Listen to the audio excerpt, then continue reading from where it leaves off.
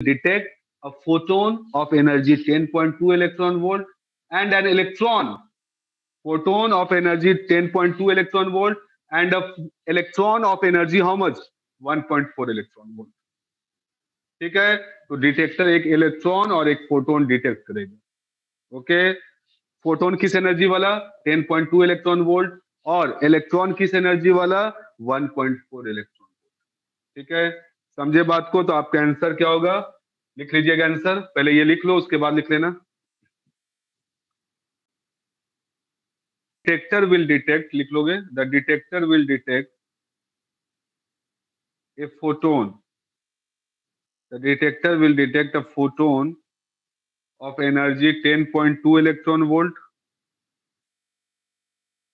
The detector will detect a photon of energy 10.2 electron volt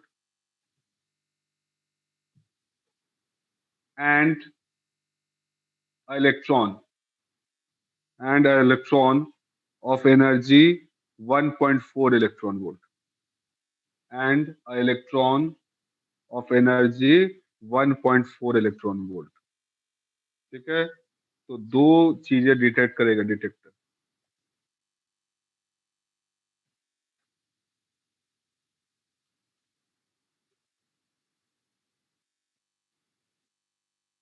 चलिए रब कर दूं इसे.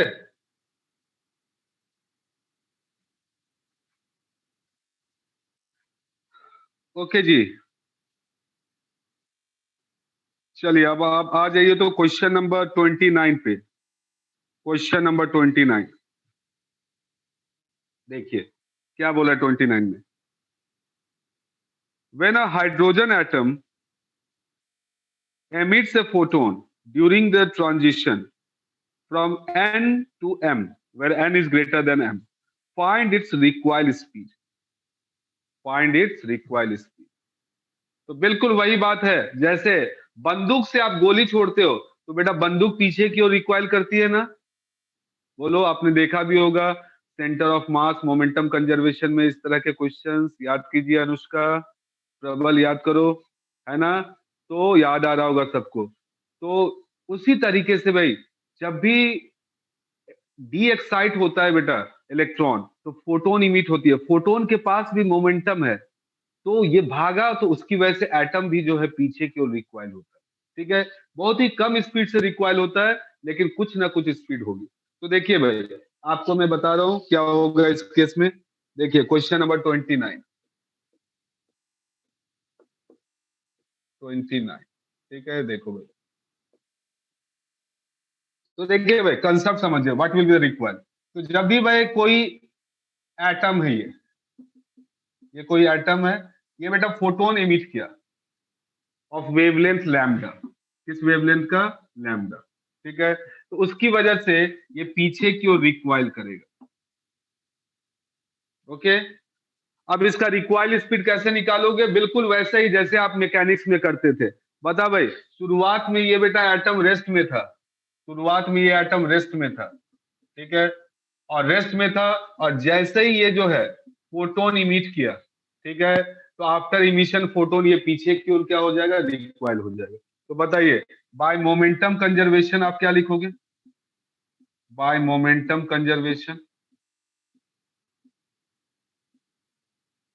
बोलिए क्या लिखिएगा. P initial is equal to P final. होगा ना. टोटल मोमेंटम कंजर्व रहेगा कि नहीं भाई, यस और नो. तो भाई कोई बाहर से कोई फोर्स थोड़ी लगा रहे हैं, ये था इसमें एक्साइट था, वहां से नीचे आया तो ये पीछे की ओर भाग गया. तो बताइए भाई पी इनिशियल क्या लिखोगे भाई, एटम का इनिशियल मोमेंटम 0. बोल भाई P final. P final photon का बेटा कितना होता है, बताइए मोमेंटम फोटोन का. P is equal to H by lambda लिख सकते हैं ना. तो एच बाय लैम्डा, ठीक है,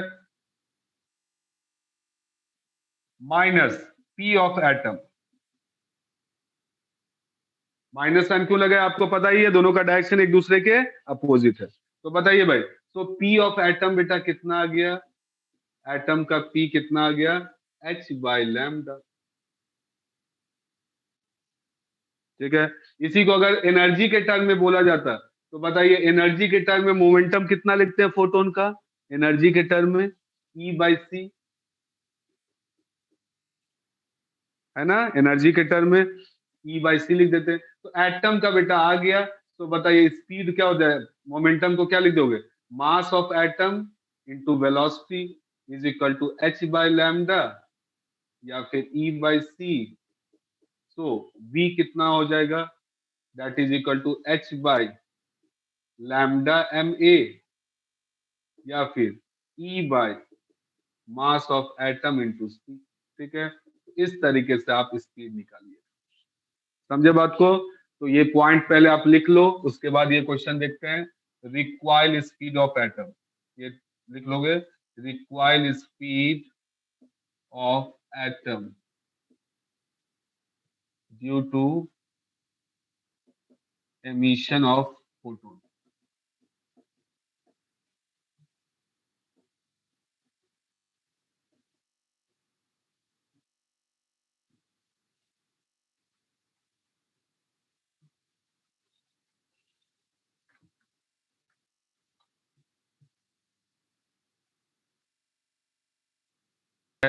वो किसके बराबर होता है, R/z² into 1/n² minus 1/m²।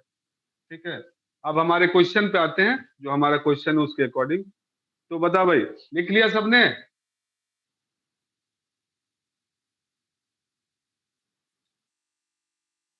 बेटा बोल रहा है 29 नंबर में, वो क्या बोल रहा है कि इलेक्ट्रॉन कहां से कहां जंप कर रहा है, एन से एम पे, एन से एम पे। तो बताइए क्या हो जाएगा हमारे केस में, 1/λ, वो किसके बराबर होता है, आपको पता है फॉर्मूला, याद कीजिए, ये फॉर्मूला बताए हुए हैं ना, जो वेवलेंथ ऑफ जो निकलता है photon, 1/λ is equal to R/z² into 1/n² minus 1/m², याद आ रहा है?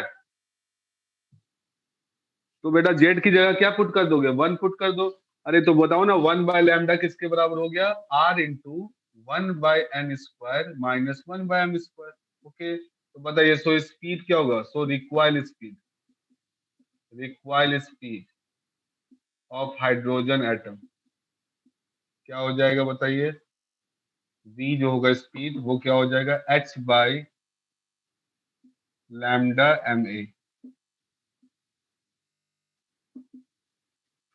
तो बताइए 1/λ, तो h by mass of hydrogen atom, ठीक है, इंटू 1/λ की जगह पुट कर दो r into 1/n² minus 1/m²। ठीक है, तो ये स्पीड हो गया RH/mh into 1/n² minus 1/m², ये हो जाएगा।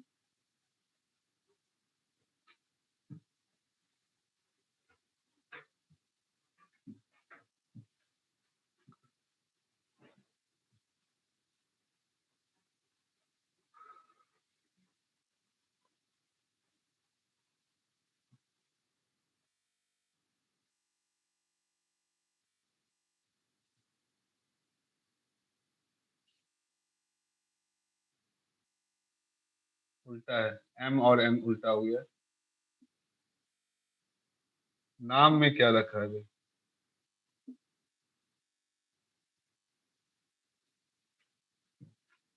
ओके, क्वेश्चन में बेटा n से m बोल रहा है, m से n नहीं।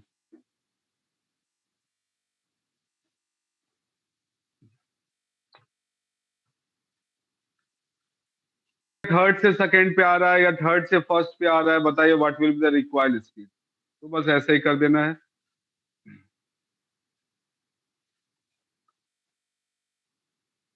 चलिए क्वेश्चन नंबर 30 पे आते हैं, 30।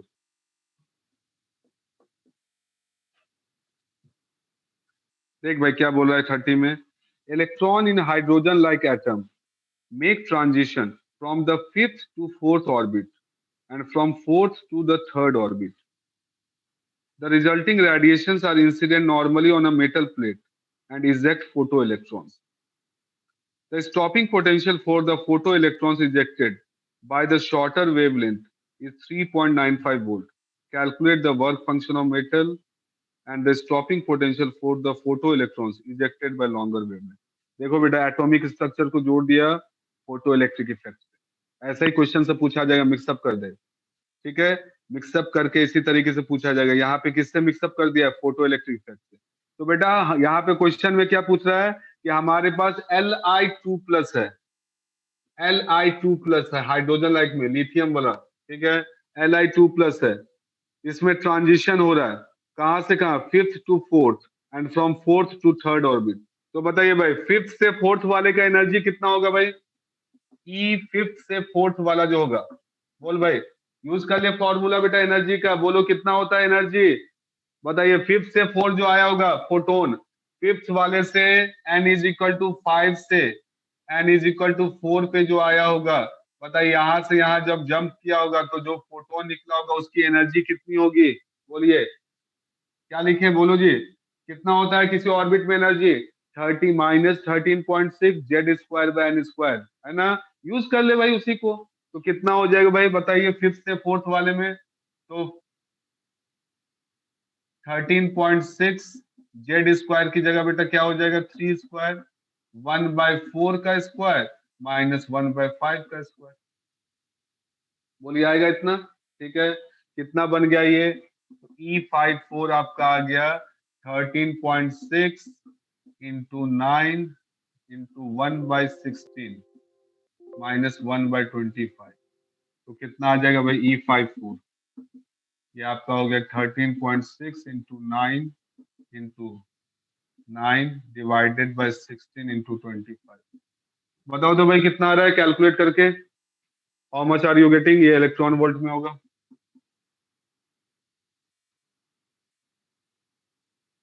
माइनस तो बेटा लिए है ना, देखो ना माइनस करो, E54 यहाँ पे कितना एनर्जी लिखोगे, -13.6 इंटू 3 का स्क्वायर बाय 5 स्क्वायर, यहाँ पे कितना लिखोगे, -13.6 3 का स्क्वायर बाय 4 स्क्वायर, तो इसमें से इसको घटाओगे तो इतना नहीं आएगा, दिस माइनस दिस, तो ये तो माइनस माइनस प्लस बन जाएगा ना। तो कितना आ रहा है भाई अनिमेश, 2.754।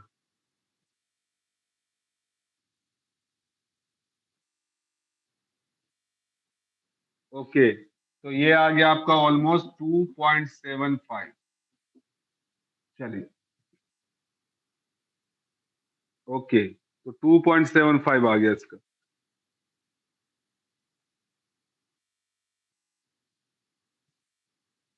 अब बताइए इसके बाद जो है नेक्स्ट जो आ रहा है वो कहां से कहां है, नेक्स्ट वाला कहां से कहां है भाई, फोर्थ टू थर्ड। तो बता भाई फोर वाले से n = 4 वाले से n = 3 वाले पर जो जंप हुआ होगा इलेक्ट्रॉन का डी एक्साइट होगा, यहां से जो फोटोन निकलेगा उसका क्या एनर्जी होगा, E43, ऐसा ही कर दो, 13.6 Z², ठीक है, इंटू 1/3 का स्क्वायर माइनस 1/4 का स्क्वायर, ठीक है, तो कितना आ जाएगा भाई ये, this is equal to 13.6 into 9 into 1/9 minus 1/16, ठीक है, ये आ गया 13.6 इंटू 9, 7, तो 9 से 9 कैंसिल आउट। बताइए भाई कितना आ रहा है ये, 5.95, पक्का। ओके, और लोग भी कुछ बताओ तब देखते हैं, ठीक है सब लोग वही बोल रहे हैं, तो 5.95। चलिए भाई अब आ गया, ठीक है, अब यहां से आपका एटॉमिक स्ट्रक्चर का काम खत्म।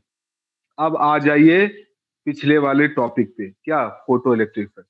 अब बेटा यहां से कहानी खत्म, अब आते हैं, मतलब अब हमारा एक प्लेट है जिसका वर्क फंक्शन आपको दे दिया है, कितना वर्क फंक्शन दे दिया है भाई, वर्क फंक्शन स्टॉपिंग पोटेंशियल दे दिया, कितना स्टॉपिंग पोटेंशियल है, that is equal to 3.95 volt, ठीक है। अब बताओ दो लाइट आ रहे हैं इस पे, एक लाइट की एनर्जी है कितनी, 2.75 इलेक्ट्रॉन वोल्ट, और एक का है बेटा 5.95 इलेक्ट्रॉन, ठीक है। अब बताइए स्टॉपिंग पोटेंशियल कितना है, 3.95, तो पूछ रहा है calculate the work function of the metal and the stopping potential for the photo electron emitted by longer wavelength. Longer wavelength का मतलब क्या हुआ, लॉन्गर वेवलेंथ मतलब स्मॉलर एनर्जी, है ना। तो बेटा देखो क्वेश्चन में क्या बोल दिया है, the stopping potential for the photo electron ejected for the shorter wavelength, shorter wavelength मतलब मैक्सिमम एनर्जी। भाई वेवलेंथ जितना कम, इसका मतलब एनर्जी उतना ज्यादा, तो इसका वेवलेंथ शॉर्टर होगा कि नहीं, बोलिए यस और नो। तो इसका बेटा शॉर्टर होगा, इसका लॉन्गर होगा। ऑब्वियस सी बात है, एनर्जी कम ज्यादा है तो वेवलेंथ कम होगा। तो बताइए अब क्या लिखेगा नाउ, याद करो भाई। ईवीएस, ईवीएस किसके बराबर होता था, याद कीजिए स्टॉपिंग पोटेंशियल वाला कंसेप्ट। ईवीएस बेटा होता था ना H C by lambda minus five, बोलिए EVS is equal to what, H C by lambda minus five. अब बताइए ईवीएस कितना हो गया, वीएस क्वेश्चन में दे दिया आपका 3.95, तो बेटा यहाँ पे ये बन जाएगा ना 3.95 इलेक्ट्रॉन वोल्ट। बोलिए ठीक है। अब बताइए एच सी बाय लैम्डा ही आपको दे दिया है, कुछ करने की जरूरत ही नहीं है। एच सी बाय लैम्डा की वैल्यू कितनी दे दी है, 5.95, यही ना हुआ जी। ठीक है, तो ये 5.95 है आपका, 5.95 माइनस 5। ठीक है, तो बताइए फाइव कितना हो जाएगा, 5.95 माइनस 3.95, तो आपका फाइव आ गया कितना, 2 इलेक्ट्रॉन वोल्ट।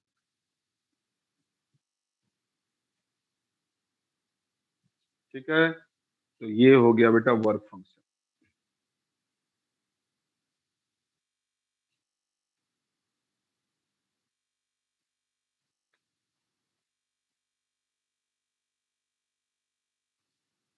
चलिए लिख लीजिए इसको।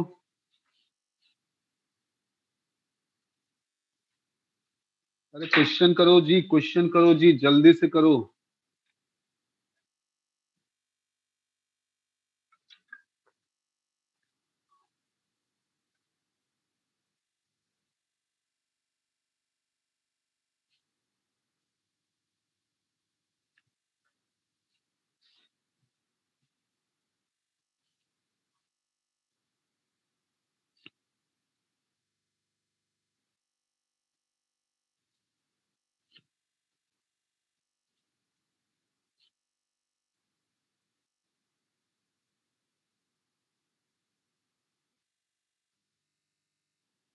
वाले का क्या हो जाएगा आंसर बेटा, सेकंड वाले का आंसर, सेकंड वाले के केस में स्टॉपिंग पोटेंशियल क्या हो जाएगा, भाई फाइव निकल ही चुका है। दूसरे वाले का एनर्जी पता है कितना है, 2.75, फाइव तो आपका निकल ही चुका है 2। तो बताइए स्टॉपिंग पोटेंशियल क्या हो जाएगा सेकंड वाले के लिए, बताइए।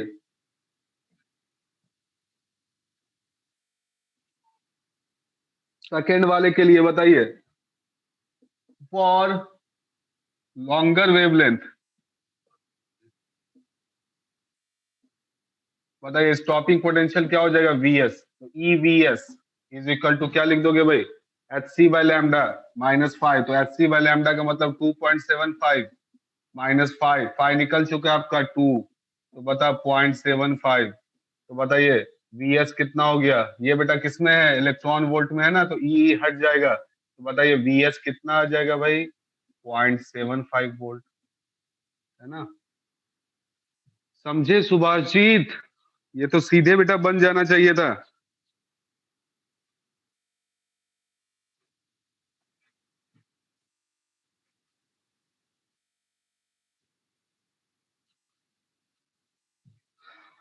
नेक्स्ट आ जा क्वेश्चन नंबर 31 पे,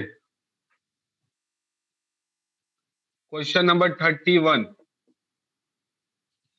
देखिए भाई क्या बोल रहा है 31 में, फिर से वही फोटो इलेक्ट्रिक इफेक्ट से फिर से कनेक्ट करके क्वेश्चन पूछ रहा है, देख सकते हो। देख भाई क्या है, a beam of monochromatic light of wavelength lambda ejects a photoelectrons from a cesium surface. These photoelectrons are made to collide with a hydrogen atom in a ground state. Find the maximum value of lambda for which a hydrogen atom may ionize. Hydrogen atom may get excited from the ground state to the first excited state. और तीसरा बोला the excited hydrogen atom may emit visible light. देख भाई question number, अब यहाँ पे just reverse है, क्या बोल रहा है भाई कि a beam of monochromatic wave of wavelength lambda, तो बेटा इस पे एक वेवलेंथ मैंने लैम्डा इंसिडेंट किया, ठीक है, जिसका वर्क फंक्शन दिया हुआ है कितना, 1.9 इलेक्ट्रॉन वोल्ट। अब बोला है कि यहां से जो फोटो इलेक्ट्रॉन्स निकला बेटा, यहां से जो फोटो इलेक्ट्रॉन्स निकले उसे हम लोग कोलाइड कर रहे हैं किससे, ये कोलाइड कर रहा है एक हाइड्रोजन एटम से, ये हाइड्रोजन एटम से कोलाइड कर रहा है, ठीक है। और क्वेश्चन में बोल रहा है कि अगर ये हाइड्रोजन एटम से कोलाइड कर रहा है, ठीक है, तो उस केस में पूछ रहा है find the maximum value of lambda for which A hydrogen atom में आयोनाइज्ड। हाइड्रोजन एटम क्या हो जाए भाई, आयोनाइज्ड हो जाए। क्या मतलब हुआ बेटा इसका, अब बताओ। यहां से जो इलेक्ट्रॉन निकला उसकी एनर्जी क्या होगी, मैक्सिमम काइनेटिक एनर्जी। हम लोग तो मैक्सिमम वाले को ही सेट करेंगे। बताइए के मैक्स क्या होगा, के मैक्स कितना हो जाएगा बताइए, Hc/λ -5, सबको पता है। ओके, अब बताओ ये जो है इसको आयोनाइज कर दिया, ये इलेक्ट्रॉन इससे टकराया बेटा, ये इलेक्ट्रॉन आया और ये इससे हाइड्रोजन एटम से टकराया, और टकराने के बाद ये इसको आयोनाइज कर दिया, मतलब ये किस में बदल गया, H+ में, इलेक्ट्रॉन गया काम से।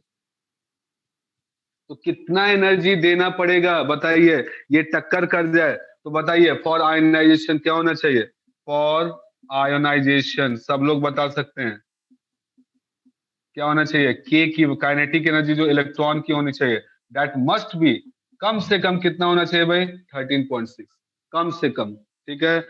और किसमें, इलेक्ट्रॉन वोल्ट में। अब बताइए काइनेटिक एनर्जी कितना है भाई यहाँ से, Hc/λ -5, ठीक है। अब बताओ यहां से जो है आप सारा कुछ निकाल सकते हो कि नहीं, Hc की वैल्यू बेटा पुट कर दो, 1240 इलेक्ट्रॉन वोल्ट में होता है, -5, फाइव दे दिया आपका, 1.9 इज इक्वल टू 13.6, ठीक है। तो देख सकते हो यहाँ पे 1240 बाय लैम्डा वो किसके बराबर हो गया, 13.6 में 1.9 जोड़ दे भाई तो कितना हो जाएगा, 15.5 होगा, ठीक है। तो बताइए लैम्डा कितना आ जाएगा, 1240 डिवाइडेड बाय 15.5, ये किसमें होगा भाई, नैनोमीटर में। कितना आ रहा है बता तो भाई आयुष, गरिमा ने बता दिया कितना, 80, वेरी गुड। तो ये आपका आ गया 80 नैनोमीटर, ठीक है।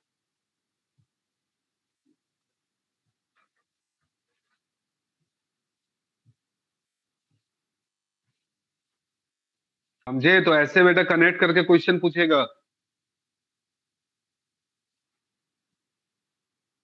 बी वाला पार्ट पूछ रहा है कि ग्राउंड से फर्स्ट एक्साइटेड स्टेट में आ जाए, तो बताओ ग्राउंड और फर्स्ट एक्साइटेड स्टेट के बीच में कितना एनर्जी गैप है, सबको पता है 10.2 इलेक्ट्रॉन वोल्ट। तो बताइए फॉर एक्साइटेशन, एक्साइटेशन क्या होना चाहिए, काइनेटिक एनर्जी जो इलेक्ट्रॉन का होना चाहिए बेटा, ये टकराया और टक्कर करके बाद पूरा एनर्जी ट्रांसफर कर देगा, मिनिमम की बात हो रही है। तो बताइए उस केस में क्या हो जाए, काइनेटिक एनर्जी ऑफ इलेक्ट्रॉन कितना होना चाहिए, उनके एनर्जी गैप के बराबर, मतलब कितना आ गया, 10.2 इलेक्ट्रॉन, है ना।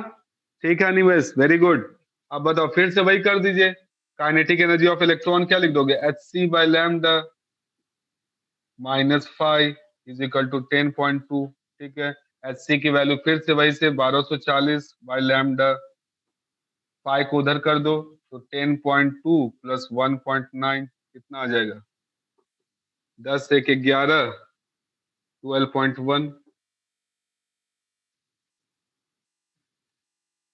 तो लैम्डा की वैल्यू कितनी आ गई, 1240 डिवाइडेड बाय 12.1, कितना आ रहा है भाई इसका आंसर, 102.47, ठीक है, ठीक है, इतना आ जाएगा।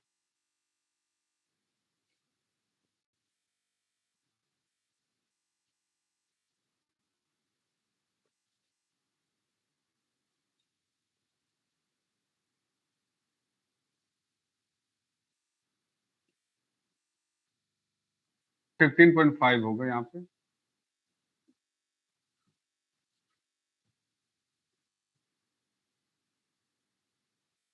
सी वाले का, द एक्साइटेड एटम में इमिट विजिबल लाइट। बताओ, विजिबल लाइट इमिट करे मतलब कब विजिबल लाइट इमिट होता है बताइए? जब इलेक्ट्रॉन सेकेंड वाले पे आया होगा, ठीक है, मतलब बामर वाले में, ठीक है। तो बताइए बामर वाले में हो, उसके लिए क्या हो जाएगा?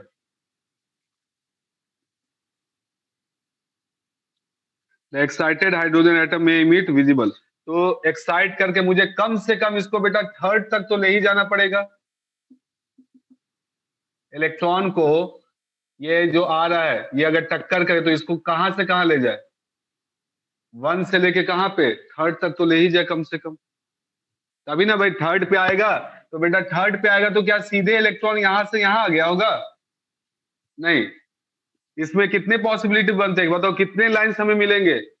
देखे थे हम लोगों ने, कितने लाइंस मिलते हैं? N into N minus one by two, मतलब 3 इंटू 2, मतलब 3 लाइंस मिलेंगे। तो एक तो ये वाला होगा, एक तो ये वाला होगा, और एक ये वाला होगा, ठीक है। तो बताइए भाई इसमें से कौन सा विजिबल होगा? लैम्डा वन या लैम्डा टू या लैम्डा थ्री, कौन सा विजिबल होगा बेटा इसमें? बताओ जरा, सब लोग बता सकते हैं?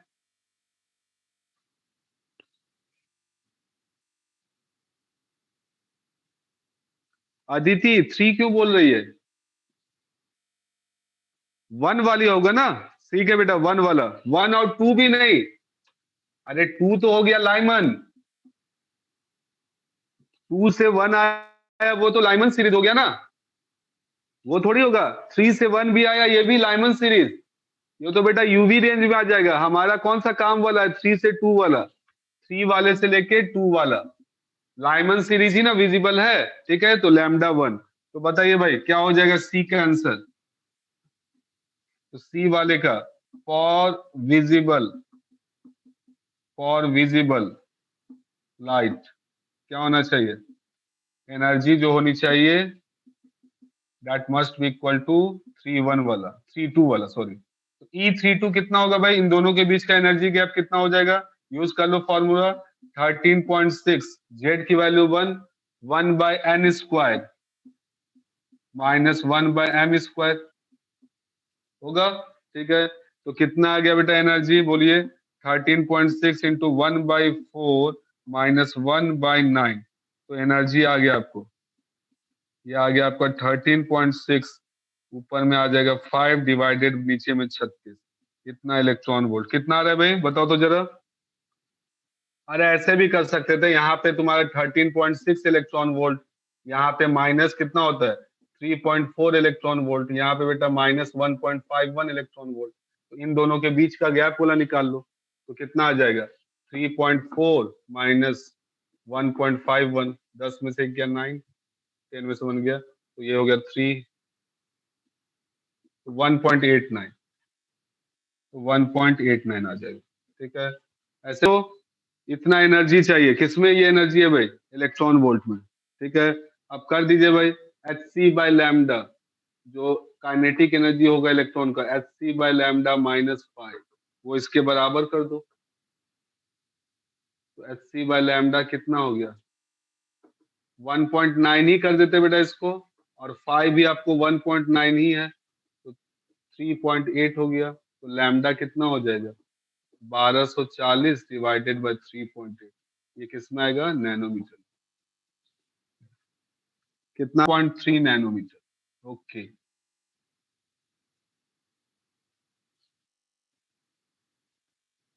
नेक्स्ट पे आ जाइए, क्वेश्चन नंबर 32 पे। देखिए भाई 32 क्या हो रहा है? 32, an electron is orbiting in a circular orbit of radius r under the influence of a constant magnetic field B। बेटा इलेक्ट्रॉन मैग्नेटिक फील्ड में मोशन कर रहा है, मोशन अंडर मैग्नेटिक फील्ड आपने देखा होगा, चार्ज का मोशन याद करो, याद आ रहा है? ठीक है। एज्यूमिंग, अब देख बोर्स मॉडल को यहाँ पे अप्लाई करने के लिए बोल रहा है। अब बोर्स मॉडल को यहाँ पे अप्लाई करने के लिए हर जगह इसी तरीके से सेट कर देगा क्वेश्चन को, बोर्स मॉडल अप्लाई है। तो assuming that Bohr's postulate regarding the quantization of angular momentum holds good for electron. Find पहला question radius of the nth orbit of electron, kinetic energy of electron in nth orbit, the potential energy of interaction between the magnetic moment of orbital current due to electron moving in its nth orbit. ठीक है, देखिए भाई, तो भाई यहाँ पे electron एक है, वो सर्कुलर मोशन कर रहा है, किसकी वजह से? Magnetic force. ठीक है, मैग्नेटिक फोर्स की वजह से। मैग्नेटिक फील्ड मान लो बाहर की ओर है बी, रेडियस है इसकी आर। ठीक है, तो बता Q V cross B, positive charge रहता तो नीचे लगता, निगेटिव चार्ज है तो इधर, तो ये ऐसे करके बेटा सर्कुलर मोशन कर रहा होगा। अब बताइए भाई, आपने तो देखा ही होगा मैग्नेटिज्म चैप्टर में बेटा रेडियस कैसे निकालते थे, तो वही बात है कि ये एफ किसके बराबर हो जाएगा? M V square by R. और बताओ मैग्नेटिक फोर्स कितना होता है, सबको पता है फॉर्मूला कितना होता है मैग्नेटिक फोर्स किसी चार्ज पे? Q vector V cross B. तो magnetic force E V B. तो देखिए रेडियस आपका M V by E B आ गया। ओके, रेडियस आ गया आपका। अब बता, आप नेक्स्ट काम क्या करना है? वही भाई बोर्स बाबा का जो पॉस्टुलेट्स है, तो बोर्स ने क्या खूब कहा था, क्या कहा था भाई बोर्स ने खूब, कि M V R is equal to N H by two pi. ठीक है, यूज कर ले बेटा। अब आपको पता है बाय बोर्स पॉस्टुलेट क्या हो जाएगा? बाय बोर्स पॉस्टुलेट क्या हो जाएगा? M V R N H by two pi. एक इक्वेशन बेटा ये है, एक इक्वेशन ये। बताइए फ्रॉम वन एंड टू। ठीक है, आपसे पूछ रहा है रेडियस सबसे पहले, तो क्या करें? v की वैल्यू उठा के पुट कर दूं, तो v की वैल्यू पुट करो भाई, एम आर, v कितना हो गया यहाँ से? E B R, E B R by M, ये आ गया v is equal to N H by two pi. होगा जी? ठीक है, हर जगह बेटा देखो, मैंने वही बताया था आपको, क्वेश्चन को घुमा फिरा के क्या कर देगा, बस एक चीज मसालेदार करने के लिए, क्वेश्चन को स्पाइसी करने के लिए। बता, सीधे रेडियस पूछता तो कितना बोरिंग क्वेश्चन लगता है। बता, एग्जाम में सिर्फ बोलता कि एक इलेक्ट्रॉन जो है मूव कर रहा है विथ स्पीड 20 मीटर पर सेकेंड। बताइए भाई रेडियस कितना है, मैग्नेटिक फील्ड इतना है, कितना बोरिंग क्वेश्चन लगता, कुछ है ही नहीं क्वेश्चन में। तो ऐसा तो क्वेश्चन पूछेगा नहीं, थोड़ा सा उसे स्पाइसी कर देगा क्वेश्चन को। कैसे स्पाइसी कर देगा? कि भाई बोर्स क्वांटाइजेशन एप्लीकेबल है ना, बस क्या कर देना है, इसका मतलब एम वी आर किसके बराबर हो जाएगा? N H by two pi. ठीक है, तो बताइए कितना बन जाएगा यहाँ से? ये आपका हो गया M R square, M M तो हट ही जाएगा, तो एम एम को हटा दो, तो R square E B is equal to N H by two pi. तो आर की वैल्यू कितनी हो गई? Root under N H by two pi E B. ठीक है, ये आ जाएगा।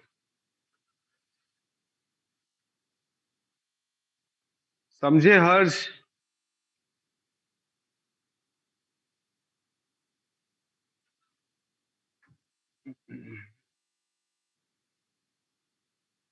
एनर्जी की बात हो रही है भाई, काइनेटिक एनर्जी क्या होता है?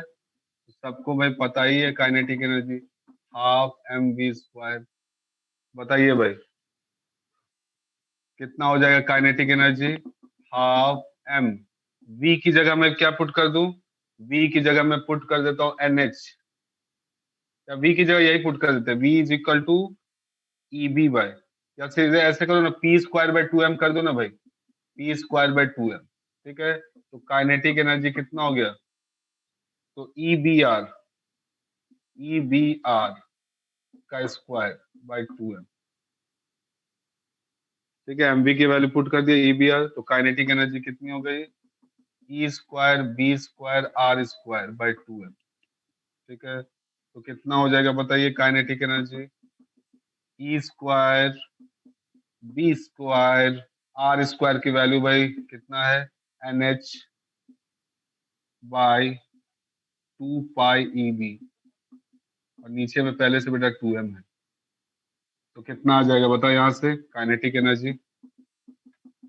ये आपका आ गया एक बी भी कैंसिल आउट हो जाएगा, तो E square B H N आगे में divided by 2 pi 4 pi M E 4 pi M आएगा। ई स्क्वायर नहीं होगा, अच्छा ई होगा, सिर्फ एन ई होगा, एक ई भी कैंसिल आउट हो जाएगा।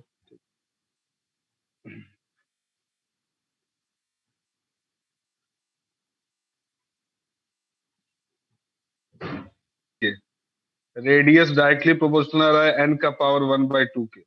ओके,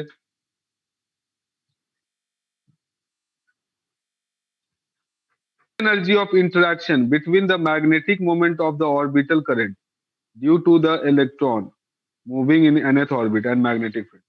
अब देख भाई, पोटेंशियल एनर्जी यहाँ पे किसी दूसरे तरीके का पोटेंशियल एनर्जी है।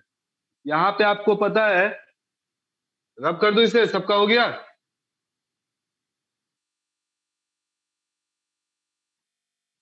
तो बेटा कि अगर कोई करंट कैरिंग लूप है, ये अगर किसी मैग्नेटिक फील्ड में है, तो इसका बेटा पोटेंशियल एनर्जी होता है minus mu dot B. Mu का मतलब हो गया मैग्नेटिक मोमेंट, मतलब U is equal to I A B cos theta, है ना। याद आ रहा है कुछ? याद कीजिए। गरिमा को याद आ गया, और भाई बाकी लोगों को, हेमंत को भी याद आ गया। वही पूछा जा रहा है, सबको याद आ रहा होगा धीरे धीरे। ओके, वही बेटा यहाँ पे भी बात कर रही है। तो यहाँ पे इलेक्ट्रॉन जो रिवॉल्व कर रहा है, इलेक्ट्रॉन जो मूव कर रहा है इस तरीके से मैग्नेटिक फील्ड में, ठीक है। तो बताइए, मैग्नेटिक फील्ड में मूव कर रहा है इलेक्ट्रॉन, तो आपको पता है कि इलेक्ट्रॉन जो मूव कर रहा है, तो इसकी वजह से कितना करंट बोलोगे जी? इसकी वजह से करंट कितना बोलोगे? Current is equal to E by time period, charge by time period. ठीक है, टाइम पीरियड आप लिख दीजिएगा 2 पाई r/v, इतना भाई करंट हो गया। सो बताइए इसका मैग्नेटिक मोमेंट क्या लिखोगे? आई इंटू एरिया होगा। तो mu is equal to I into A, area बेटा कितना लिख दोगे? I into pi R square. तो बताइए म्यू इसका आ गया, म्यू कितना आ गया भाई? लिख देते हैं EV/2 pi R into pi R square. तो म्यू आपका आ गया यहाँ से कितना?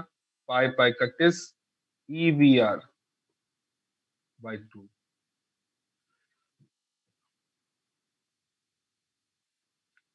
होगा जी, EVR/2 आ गया आपका म्यू। म्यू आ गया, तो बताइए इसका मतलब क्या लिख दोगे?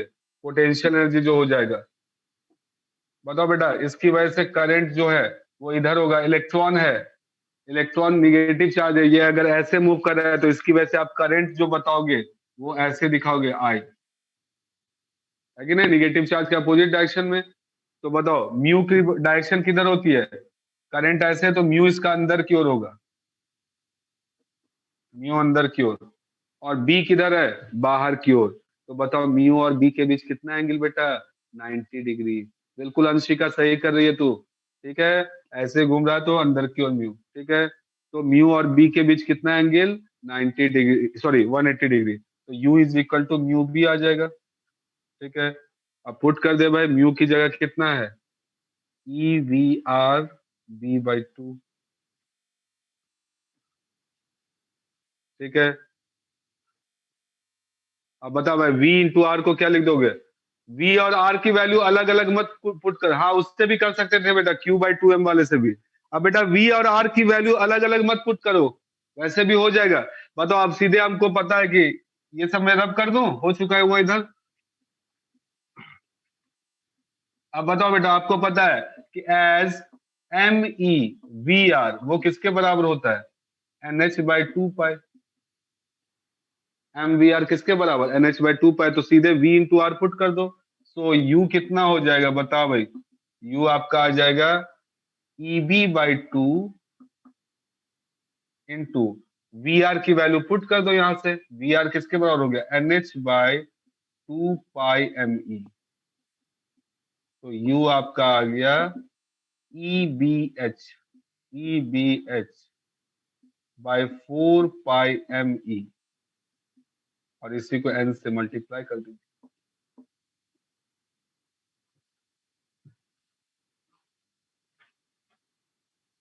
ठीक है जी।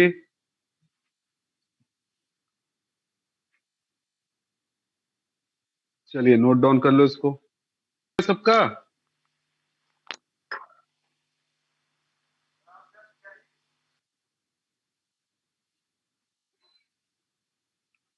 हाँ पैकेज स्टार्ट कर दो।